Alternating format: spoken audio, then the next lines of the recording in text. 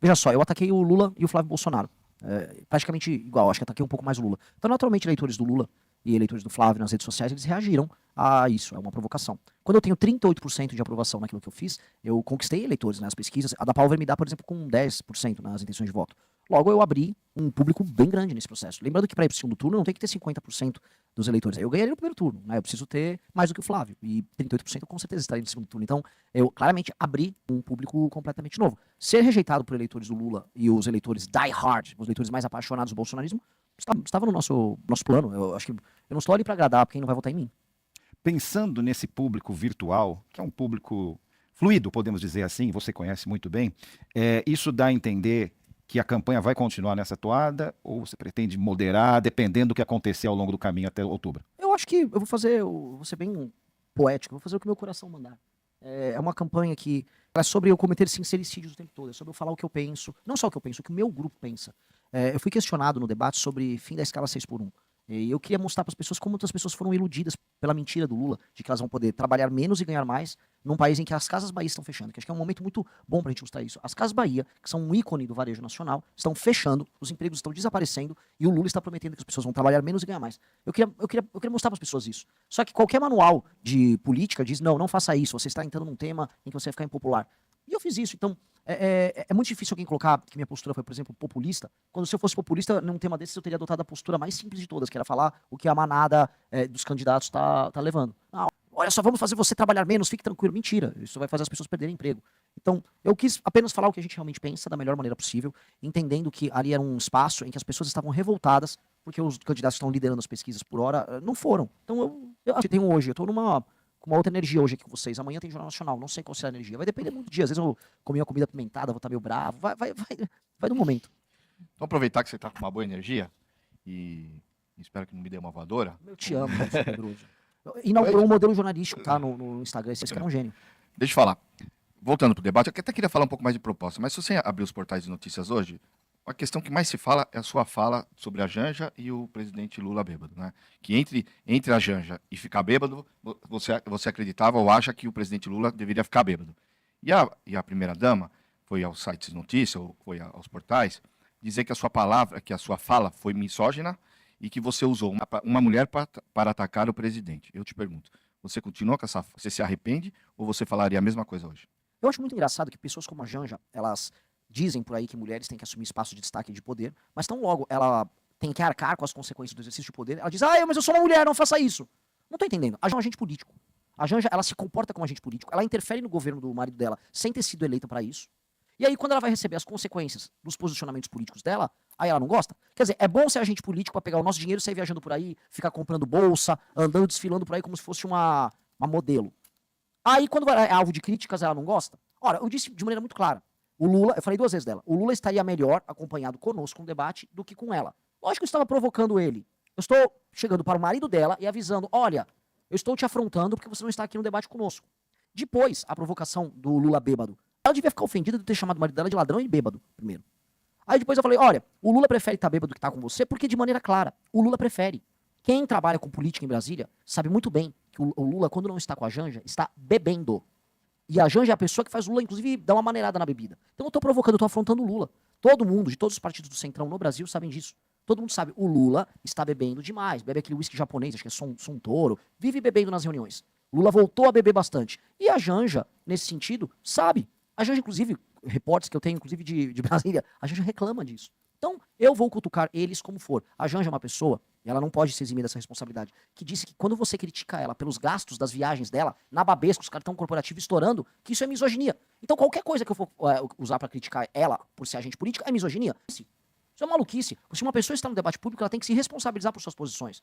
Isso, porque isso implica o seguinte, eu dizer então que todo mundo tem que concordar que a companhia da Janja é agradável ou é misoginia. Não, eu posso dizer que a tua companhia é agradável ou não, que a tua companhia é agradável ou não, que de todo mundo aqui é agradável ou não.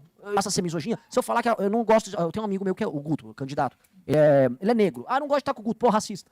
Que é isso, gente? Agora, candidato, essa questão de se responsabilizar, então você se responsabiliza pelo que disse sobre o presidente. Não estou aqui defendendo o presidente ou atacando o presidente, mas sobre essa questão etílica, por exemplo, você banca. Total, espero que ele vá no próximo debate se defender, falar, não sou bêbado. Candidato, um ponto sobre a estratégia, eu entendo a estratégia do ponto de vista político nessa questão de atacar conforme o news flow, né? Tanto Flávio quanto Lula, que acabam sendo os grandes elementos ali de ataques. Agora, pensando estrategicamente, qual é a posição do candidato Renan do ponto de vista estratégico eleitoral para 2026? Por que eu falo para 2026? Porque o cenário de 2026 ele não permite muito espaço para os ataques a ambos os lados. E vou explicar o porquê. A gente tem um cenário polarizado e aí a figura de ataque acaba alimentando o outro lado. Então, quando ataca Lula, alimenta o bolsonarismo. Quando ataca Flávio, alimenta o lulismo. Você acha que a estratégia seria adotar um ponto focal e atacá-lo, ou atacar de ambos os lados e aí correr o risco de não conseguir alçar o percentual para chegar no segundo turno? Não, muito pelo contrário. Eu tenho que falar de mim e me colocar no centro do debate. Eu estou no centro do debate. Tanto que foi muito simbólico, naquele momento que estavam os dois púlpitos vazios, quem estava entre eles era eu. Eu estava no centro entre eles. Quando eu me coloco na crítica dos dois, o centro do debate sou eu. E eu consegui isso. Eu acho que isso é importante. Eu estou falando aqui do ponto de vista meramente estratégico. Independente disso, eu acho que é um dever moral de qualquer liderança política apontar a mentira, a farsa de uma eleição em que duas pessoas que estão direto ou indiretamente na folha de pagamento do Daniel Vorcaro estejam liderando as pesquisas. Você tem que denunciar. Eu tenho que usar esse microfone aqui para denunciar isso. É dever moral. Porque antes de eu ser candidato, eu sou um ativista político. Antes de eu ser um ativista, eu sou um brasileiro. Direto ou indiretamente, eu estou pagando essa conta. A pessoa que está assistindo, a tarifa que você paga no teu banco, no fundo, tem um percentualzinho ali dela que está indo para pagar o fundo garantidor de crédito, o FGC, que os bancos financiam, e o FGC foi usado na casa das dezenas de bilhões de reais para pagar o rombo do Banco Master, num golpe que esses caras deram. Esses caras usaram esse dinheiro roubado para comprar parlamentar, para comprar político, para fazer orgia em Trancoso, e esses políticos participaram disso. Isso é injusto, então é uma questão de dever moral. Certas coisas a gente não precisa se preocupar com estratégia. E eu vou falar uma coisa que eu aprendi nos últimos anos. Quando você é muito estratégico e fica escolhendo adversários e tal, você perde no final. Partido Novo escolheu o caminho assim, eu só vou fingir que o bolsonarismo é ótimo enquanto eu falo mal do Lula. O que aconteceu? Perderam completamente a relevância. São uma linha auxiliar. Então, quando você pensa demais e deixa de usar o teu coração, você falha, você fracassa, as pessoas percebem. E eu acho que o nosso destaque nessa eleição, eu não sei como é que eu vou terminar. Espero que eu já passe o Flávio e vá para o segundo turno. E derrote o Lula, que é o meu objetivo nessa eleição. Agora, eu não posso me construir de modo a ser um boneco fingido. Eu fico indignado com a ausência do Flávio, assim como eu fico indignado com a ausência do Lula. Agora, candidato, queria falar sobre as suas propostas. O senhor prometeu um banho de sangue contra integrantes de facções e defende o direito penal do inimigo. Então, se o senhor, por um lado, se diz que não é populista, há populismo nessas propostas que tratam do combate à criminalidade. A gente não está falando sobre aliviar para criminoso, nem minimizar a gravidade das facções. A questão é, quem é que o Estado pode tratar como inimigo? Vai bastar investigação, indiciamento, condenação? Em que momento é que as pessoas perdem as garantias de cidadãos no governo Renan Santos? O Estado já faz isso hoje, de maneira bem tranquila. Quando você tem uma investigação, não estou nem falando agora das facções, e a polícia determina, a Polícia Civil, olha, isso aqui é uma formação de quadrilha, encontramos evidência suficiente para demonstrar que um grupo de pessoas se reuniu ali de modo a cometer crimes em conjunto. Esse inquérito vira uma investigação, isso vira um processo, isso pode acarretar em prisões. Então, diariamente isso está acontecendo ao redor do Brasil. O processo de determinar, através da investigação, que pessoas fazem parte de um determinado grupo criminoso, isso já existe no Brasil há mais de século. É uma coisa sedimentada no direito brasileiro. Então, a Polícia Federal, o Ministério Público, as polícias estaduais, elas podem, no decorrer das suas investigações, determinar, olha, há uma facção neste estado aqui, vamos dar no Rio de Janeiro, há o Comando Vermelho. Hoje, quem controla a operação do Comando Vermelho na maior parte das favelas é um sujeito chamado DOCA, ou Urso. Ele tem uma cadeia de comando que opera naquela favela ali, há uma pessoa que cuida da parte de assaltos, outra pessoa está na distribuição de drogas, você consegue acarretar, faz quebras de sigilo telemático, quebras de sigilo bancário, você consegue ver, vamos dizer, as conversas entre eles, como está estabelecida a hierarquia, e com base nisso, olha, essa pessoa pertence a uma facção, logo os direitos dela serão mitigados, logo o Estado tem que ir para cima dela de uma maneira muito enfática. E não é populismo falar que é um banho de sangue que precisa ser feito, por mais que, lógico, seja um uso, como posso colocar, perspicaz da palavra. Eu realmente, assim, eu vou falar de maneira literal, eu quero fazer um banho de sangue com eles. Eu não vejo nada além de matar um sujeito como o DOCA como necessário. E eu falo isso não porque eu quero ganhar votos. Eu perco alguns votos, algumas pessoas se assustam com o que eu estou falando. É porque você não poderá salvar nem a alma, nem a mente de uma pessoa que já participa, direto ou indiretamente, de dezenas de mortes diárias. O Comando Vermelho, as pessoas às vezes não entendem. O Comando Vermelho é muito pior do que qualquer coisa que passou na história do Brasil. Diariamente, dezenas de pessoas morrem ao redor do Brasil em conflitos tocados pelo Comando Vermelho. São dezenas. Dezenas, assim, as pessoas não se dão conta. Às vezes a gente fala de um assassinato, nossa, houve um assassinato, vamos tratar desse tema. A Janja, uma menina se matou, lamentavelmente, no Instagram, a Janja fez derrubarem uma rede social inteira do Discord.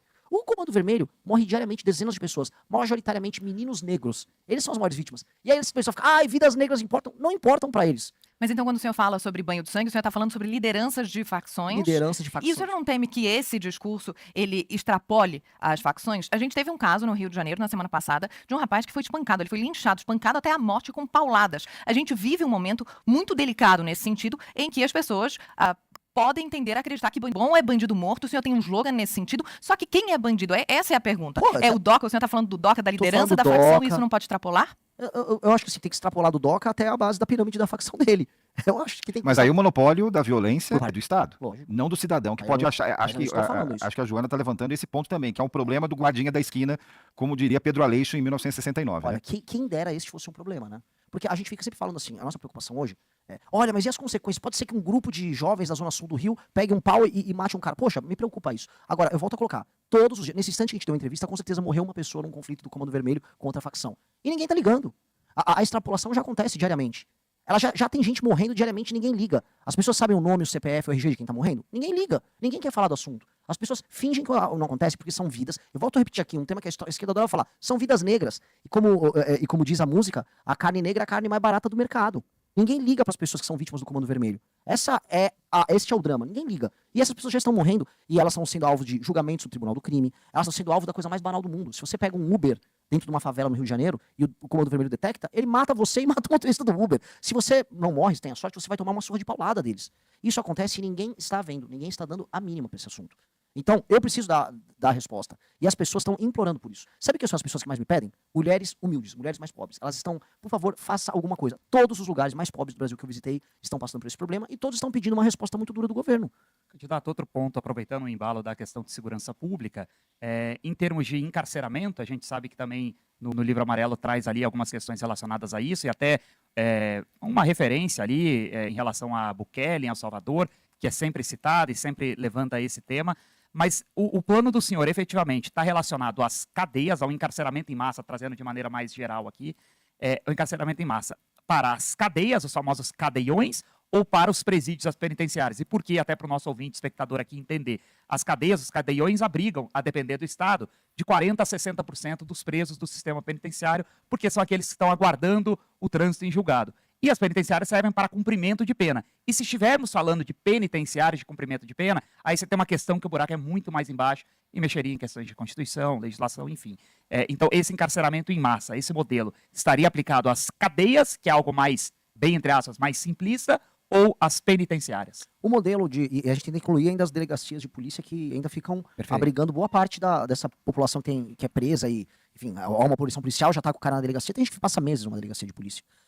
Vamos dizer, de maneira bem clara, nós precisamos fazer uma reforma completa no sistema prisional brasileiro, afastando o comando que o crime organizado tem ali dentro, afastando agentes penitenciários corruptos que permitem que isso aconteça. Isso tudo é um comércio, um escambo que gira dentro das cadeias. Todo mundo sabe disso, né? O comércio de cigarro como uma moeda interna. Isso tem que ser absolutamente disciplinado. O Estado vai ter que fazer uma reforma profunda disso tudo. Você vai precisar construir presídios? Sim. E você vai precisar reformar as cadeias para que elas se pareçam mais com presídios e acabar com a superlotação? Sim. A gente vai precisar fazer de 300 a 500 mil vagas no sistema prisional brasileiro. 300 a 500 mil vagas. A depender da resposta que a gente vai ter e do poder de dissuasão das medidas que a gente vai adotar. Porque o que eu quero dizer é o seguinte, eu vou ter que prender muito mais gente e eu vou aumentar as penas, então elas vão ficar presas por mais tempo, significa que eu vou ter que fazer mais vagas porque vai ter mais gente presa por mais tempo.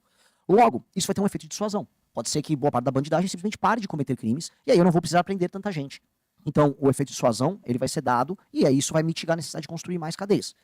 Para eu saber isso, eu vou ter que iniciar a construção delas e iniciar essa implementação. Então, todo o planejamento vai passar por acompanhar, ao longo do tempo, a movimentação e a redução da criminalidade. Eu sei de uma coisa, a partir do momento que a gente aumentar muito a presença de câmaras nas principais cidades, acompanhar a mancha urbana e a gente aumentar em demasia as penas para assaltos à mão armada, que é isso que gera a sensação de segurança, o assalto à mão armada, que é isso que gera o latrocínio, a gente vai desincentivar muito o roubo do celular, o roubo do carro, o roubo da casa, o roubo da aliança, que hoje são os 4 elementos centrais dos crimes violentos como mão armada.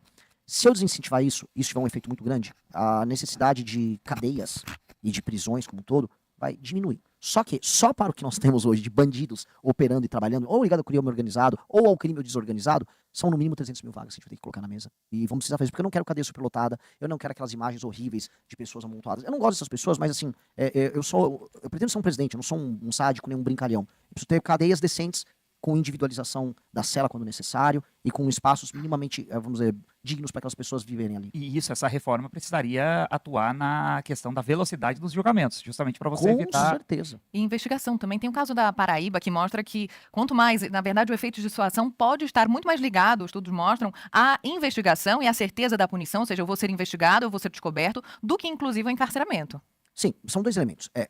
A certeza da punição, que é a capacidade do bandido entender que o Estado vai puni-lo, e 2, o tamanho da punição. Porque hoje o bandido sabe que caso pego, a chance dele ser solto através de uma progressão de pena é muito grande. E caso pego, especialmente se você for um afiliado de uma facção, você vai ter um tratamento muito, muito bacana, dependendo do seu tamanho da facção dentro da cadeia. De maneira clara. Vai ter visita íntima, que é uma dessas aberrações que acontece no Brasil. Você vai ter contato com o seu advogado, que vira como uma espécie de aviãozinho, que são os gravatas, que fazem a comunicação com o universo externo. E você vai trabalhar para você sair da cadeia, vai vir um programa Pena Justa, vai te tirar dali. Então, tem esses 2 elementos. Agora, eu vou discordar de você num ponto. Que assim, uma coisa é a política baseada em evidência no sentido de obter dissuasão. Nós vamos fazer isso. Agora, existe uma outra política que não precisaria ser baseada em evidência. O que eu quero dizer é, por mais que seja baseada em evidência, você tem uma punição alta e isso gerar dissuasão também, se não gerasse, eu puniria por muito tempo, porque é uma questão de justiça. A função do Estado é gerar coesão social e gerar justiça. Eu não vou gerar justiça na sociedade dando penas baixas. Porque é da vontade da sociedade que essas pessoas paguem pelo crime. Mesmo se isso não tivesse efeito de dissuasão, nós teríamos que fazer por uma questão de justiça. Senão é um país que não vale a pena ser vivido.